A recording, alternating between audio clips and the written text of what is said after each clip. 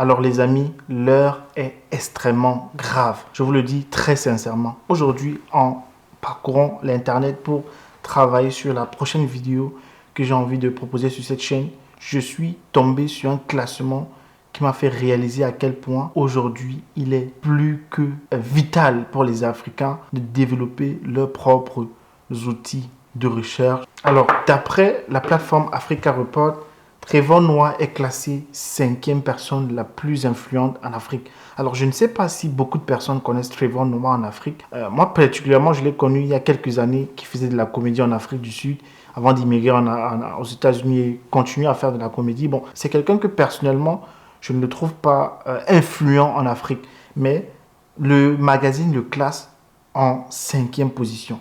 Mais ce qui a été encore plus choquant pour moi, alors, je vous invite d'ailleurs à aller faire votre recherche sur la personne, sur le personnage et écouter un peu ce qu'il véhicule comme idéologie, comme idée, ce qu'il a en fait tout simplement comme narratif, particulièrement de l'Afrique. Ce qui m'a particulièrement choqué également, c'est qu'on retrouve à la 4e personne, la Nigériane Chimamanda Ngozi Adichie. Alors, honnêtement, j'avais jamais entendu parler d'elle avant de tomber sur cet article. Apparemment, c'est une très grande écrivaine. Donc, je suis allé faire mes petites recherches. Pourquoi, notamment, elle est autant reconnue jusqu'à faire partie jusqu'à être classée 4e dans un magazine aussi important. Je me suis rendu compte que, tout simplement, c'est quelqu'un qui prône une idéologie woke, si on va dire comme ça. Je me rends donc compte à quel point le soft power est en train d'être de plus en plus agressif, particulièrement ici dans le cas de Google. Et je vous assure, ça fait partie des premières pages sur lesquelles vous tombez quand vous tapez les 100 personnes les plus influentes en Afrique. C'est-à-dire que tu vas te retrouver demain dans un débat dans lequel tu vas débattre avec quelqu'un et tu vas citer ces personnes-là comme étant les personnes les plus influentes et ça va grandir jusqu'à devenir une vérité parce que ça a commencé quelque part. Tout ça également la puissance du soft power. Et ça peut s'élargir dans tellement de domaines. Et je vous assure, les choses n'ont jamais été autant agressives que maintenant. C'est-à-dire, l'idéologie en fait qui est mise en avant maintenant est désormais plus que claire. Plus que claire, il n'y a rien à dire. Donc, pour moi, c'est une urgence. C'est une urgence désormais pour les Africains de développer eux-mêmes leur moteur de recherche, développer leurs réseaux sociaux.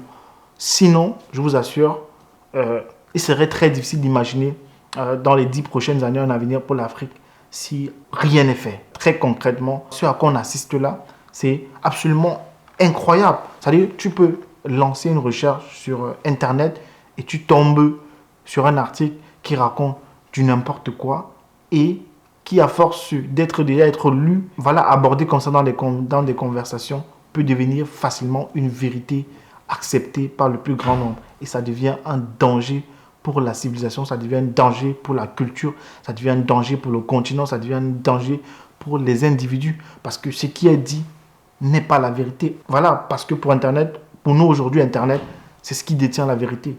Mais on se rend compte aujourd'hui à quel point l'Internet est de plus en plus corrompu. Donc pour moi maintenant, il était important de faire cette vidéo pour vous en parler. Sinon pour moi, très clairement, il sera difficile, voire impossible d'imaginer une place pour les Africains dans le monde de demain. Et au passage, j'ai une annonce spéciale. Je fais des vidéos comme ça depuis plusieurs années maintenant et j'ai acquis avec le temps une expérience que je pense qu'elle peut profiter à bon nombre dans la communauté qui souhaite se lancer dans la création de contenu.